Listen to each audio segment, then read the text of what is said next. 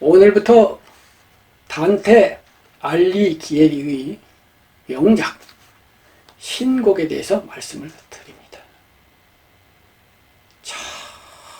정말로 대단한 작품이죠. 위대하다? 위대하다고요? 위대하다는 말로도 부족합니다. 숭고합니다. 고귀합니다. 그 정신, 그 영성이 하늘에 닿습니다. 그리고 그것이 문학으로, 시로 표현되어 있습니다. 저를 포함해서 대부분의 한국인들은 이 작품을 번역을 통해서 접하게 됩니다. 이탈리아어를 모르기 때문이죠. 그러다 보면 이 작품이 시임에도 불구하고 산문으로 읽게 되는 경우가 많습니다. 그런데 다행하게도 최민순 신부님이 시로 번역을 하셨습니다. 아주 훌륭한 우리말, 아주 리드미컬하고 운율이 있는 문장으로 바꿔내셨죠. 한미 나그네길 반고비에 올바른 길 잃고 헤매이던 나 컴컴한 숲속에 서 있었노라. 아흐 허젓이 덧 거칠고 억센 이 숲을 그 생각조차도 새삼 몸서리쳐 지거든. 아흐 이를 들어 말함이 얼마나 대견한고. 죽음보다 못지 않게 쓰거운 일이었어도 내 거기서 들은 행복을 아뢰려노니 괴서 익히 보아둔 또 다른 것들도 나는 얘기하리라.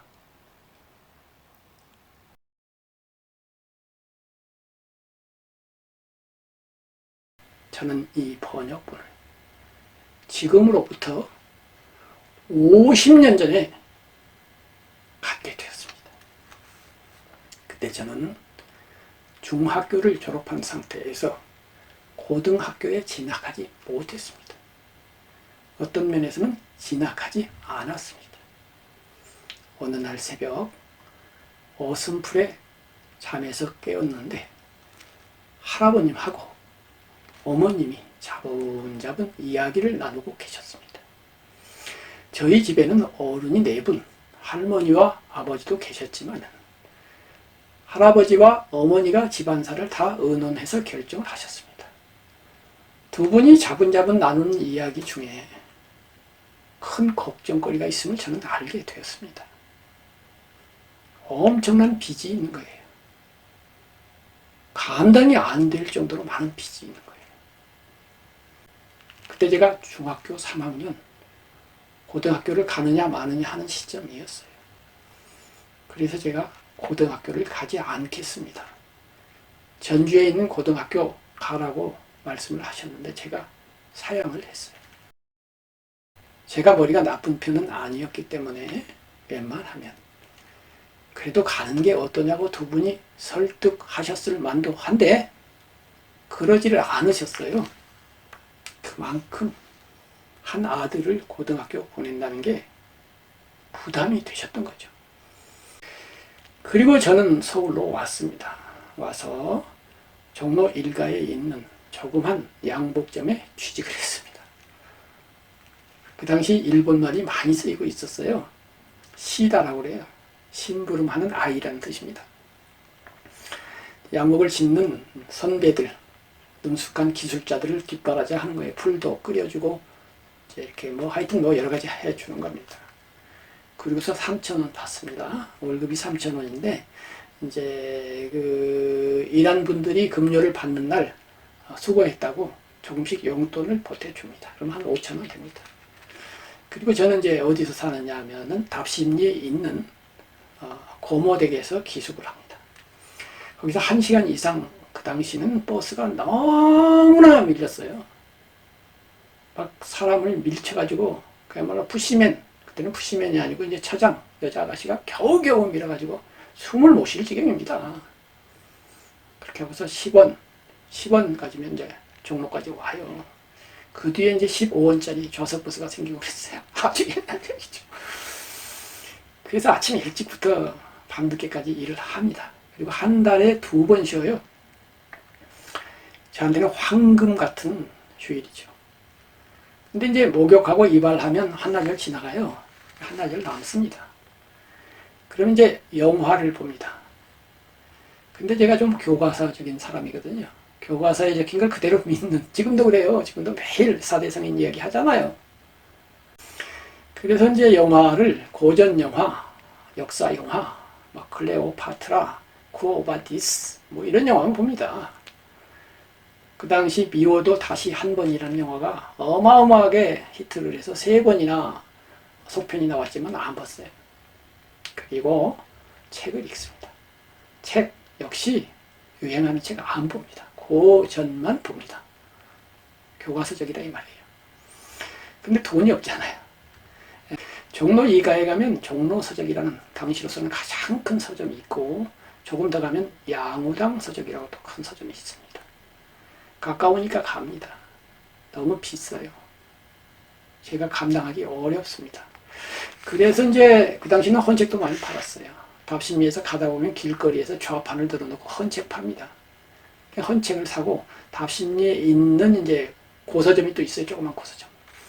거기 가가지고 이제 죄와 벌, 2권으로 된 죄와 벌, 정향사라고 하는 출판사에서 낸 책이고, 거기에 최인원 선생님, 유명한 소설가죠. 그분이 이제 해설을 붙인 책이에요. 그걸 샀어요. 읽었습니다. 와, 너무너무 감동을 받았어요. 충격적이에요. 와, 교과서가 틀리지 않구나. 이야, 고전이구나. 이거 알았어요. 그리고 이제 길거리 좌판에서 이번엔 테스라는 책을 샀어요. 그때가 이제 12월 말이었던가 봐요. 아마 신정 연휴 직전이었던 것 같아요. 그러니까 겨울인데 그 추운 날씨인데도 어떻게 좌판에서 그걸 팔았는지, 당시에는 워낙 가난했던 시절이잖아요. 연휴를 기해서 그 책을 읽었습니다. 정말로 몸살이 났습니다. 몸살이 날 정도로 감동받았어요. 몸이 부들부들 떨릴 지경이에요. 며칠 동안 그 좋은 후유증이 남는 겁니다. 그런데 그 느낌이 달라요. 죄와 벌이 정말 감기 몸살 걸릴 것 같은 감동을 받았는데, 그건 약간 어두운, 그야말로 러시아적인 겨울 분위기. 요즘 제가 러시아 가수 안나 게르만이라고 하는 여가수의 노래를 즐겨 듣거든요. 그런데 이제 그 러시아 노래들이 우리 정서하고 맞으면서도 굉장히 깊습니다. 깊고 약간 음울한 기운이 있잖아요. 닥터 지바고 러시아 풍경 생각해보면 짐작이 갈 거예요.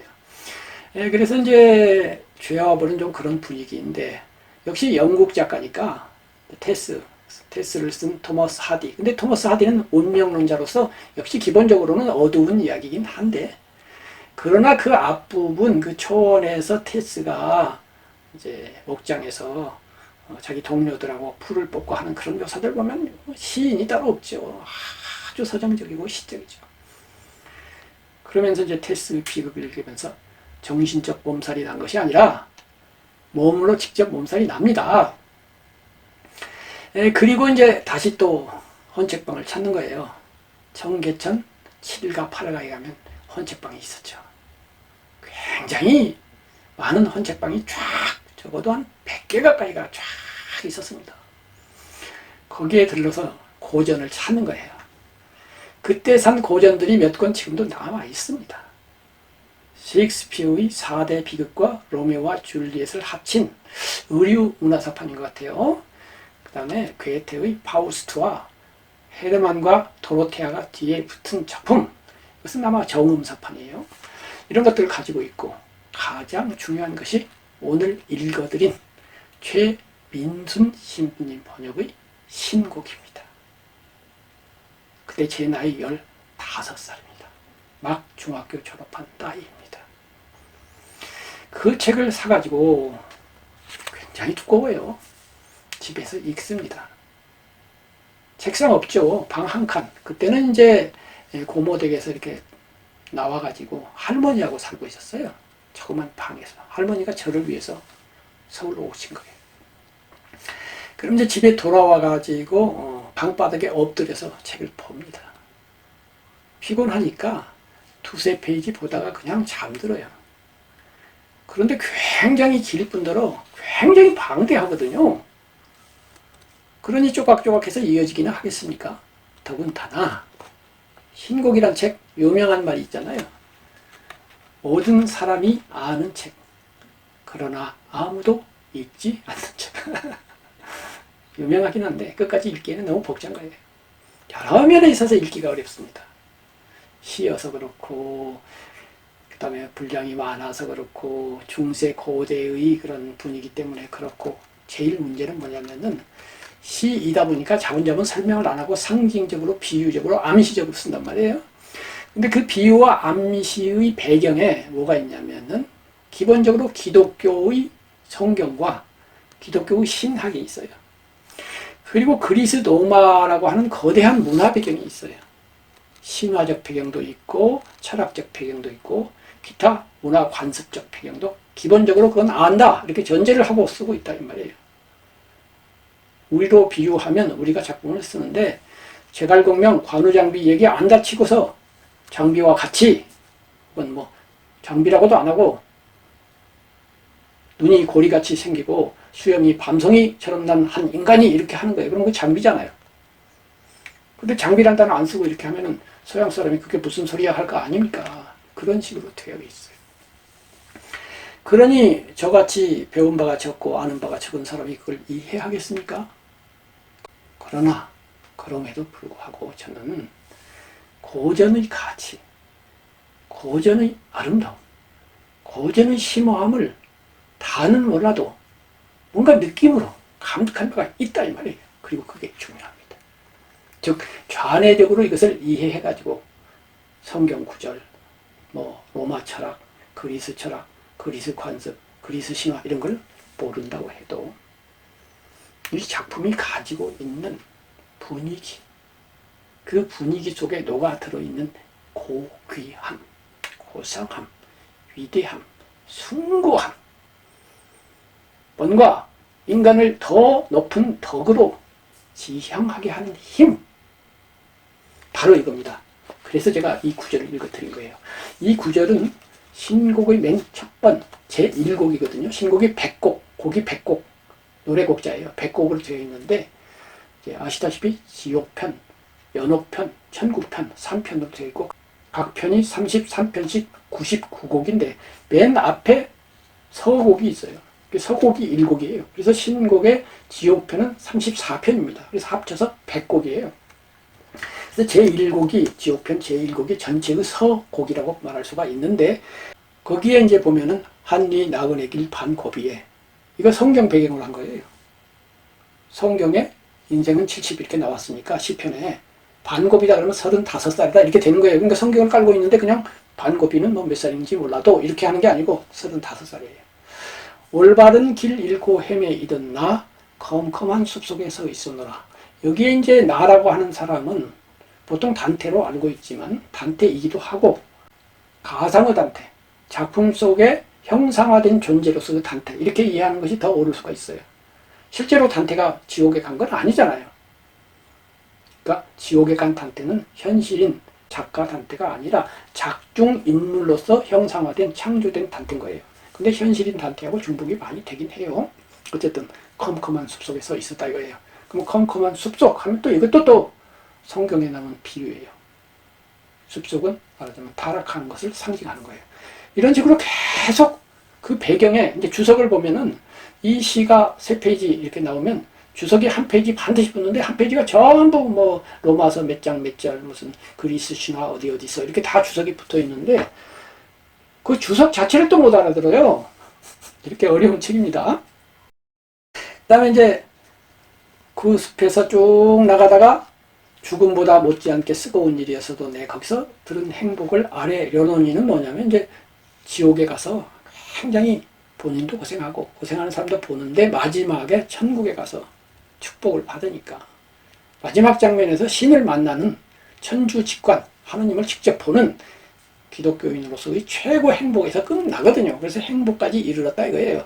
그래서 그것까지 다 얘기하겠다 이렇게 전체 얘기를 하는 거예요. 그러면서 이제 어찌하여 그리로 들어섰는지 말할 길 없지만은 참다운 길을 던져버려가지고 잠이 깊었다. 이것도 잠도 또 그런 비유예요. 잠도 정신적으로 무기력해진 상태에 대한 비유, 또 이것도 역시 고전에서 따온 거예요. 그 다음에 갯기슭에 다다랐을 무렵 골짜기가 끝나는 자리에 갯기슭, 골짜기 이렇게 참 그런 상징과 비유들로 되어 있는 단어들이에요. 그러니까 이탈리아어를 알고 성경을 알고 고전을 아는 사람이 읽으면 너무나 풍부한 거예요. 이게 간단한 구절 같지만은 이제 제일 중요한 게 이거예요. 그렇게 이제 컴컴한 숲속에서 타락의 상징성에 있어서 막 어쩔 줄 모르고 있는 거예요. 근데 딱 쳐다보니까 우러러 드높이 나는 치어다 보았노라. 이미 유성의 빗살을 입은 맷뿌리들이 그랬는데 산이 여러 개가 있는데 유성의 빗살을 입었다 했는데 유성이 태양이에요. 햇빛이 이제 쫙 비쳐서 밝은 숲속의 어둠과 대비되는 밝음이 저 위에 있는데 온갖 사람들을 인도를 하는 거예요. 온갖 사람들이 그 밝은 데로 올라가고 있는 걸 보았다 하면서 그래서 우러러 드높이 나는 치어다 보았노라. 이것이 이제 이 신곡의 중심억귀라고 해도 돼요. 아주 타락하고 낮은 데에서 우러러 높은 곳을 향해서 치어다보면서 올라가는 것. 그래서 올라가기 전에 먼저 지옥으로 내려가서 지옥 구경하고 연옥을 거쳐서 지상낙원을 거쳐서 천국으로 가고 천국에서 제일 정상에 가가지고 천주를 직관하는 데까지 이르는 향상, 일로 향상, 쭉 향상에 나가는데 시점은 비록 타락의 구렁텅이에 빠져 있을 때에도 항상 위쪽을 우러러 보고 태양을 빛을 우러러 보는. 그래서 이 신곡의 각 편 3편으로 되어 있다고 했잖아요. 지옥편, 연옥편, 천국편, 마지막에는 별이라는 단어로 다 끝나도록 되어 있습니다. 이런 구상 자체가요, 뭐 천재다 이런 말로 안 돼요. 천재적이다 정도가 아니라고요. 전체 구성에 대해서 이제 다음에 말씀을 드리겠는데 이 구성과 구상, 이렇게 구상한 것 자체만으로 너는 천재야 라고 이탈리아에서 두 번째로 유명한 문학가가 보카치오예요. 이 보카치오의 데카메론은 100편의 이야기잖아요. 그게 오늘날 단편소설의 모델이에요.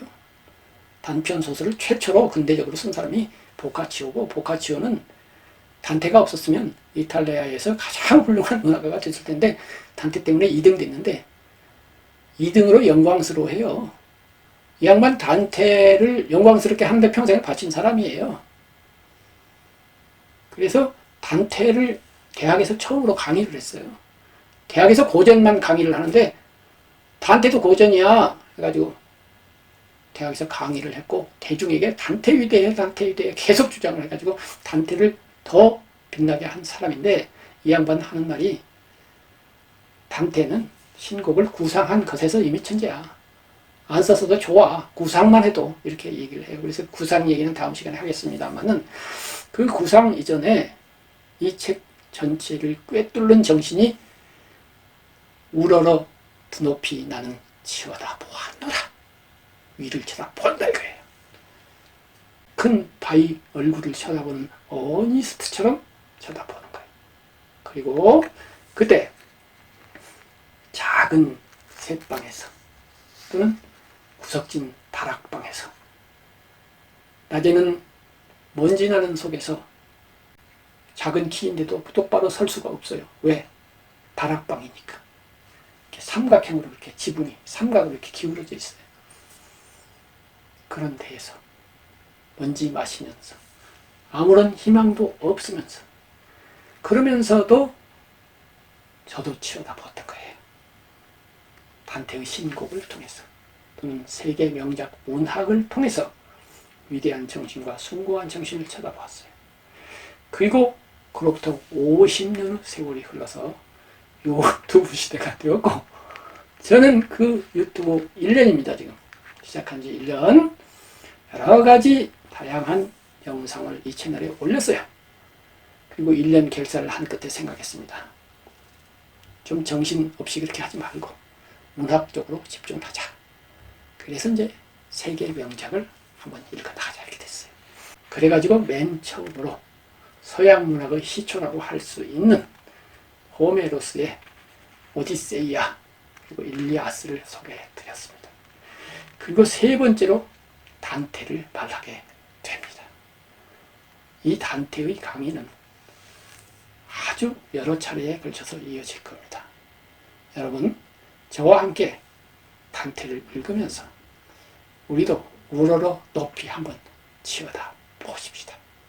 이 어지러운 세상, 올바름이 다 무너져 버린 것 같은 세상, 그 가운데에서 우리의 정신이 무너진다는 것, 비루해진다는 것, 낮아진다는 것, 우러러 쳐다보는 것이 아니라 밑으로 추락해가는 이러한 시대의 정신 속에서 굳건하게 나 자신을 지키고 가치를 지키고 의미를 살리는 그러한 것을 제가 4대 성인을 중심으로 철학으로도 이야기하고 여러 가지로도 이야기를 했습니다만은 이번에는 단테의 신곡을 통해서 기본적으로는 위를 쳐다보면서 그러면서 우리의 삶을 여러 각도로 생각해보고 조명해보면서 그것을 문학 언어로, 시 언어로, 가슴에 닿고 감동이 되는 언어로 함께 향유를 해보도록 하겠습니다.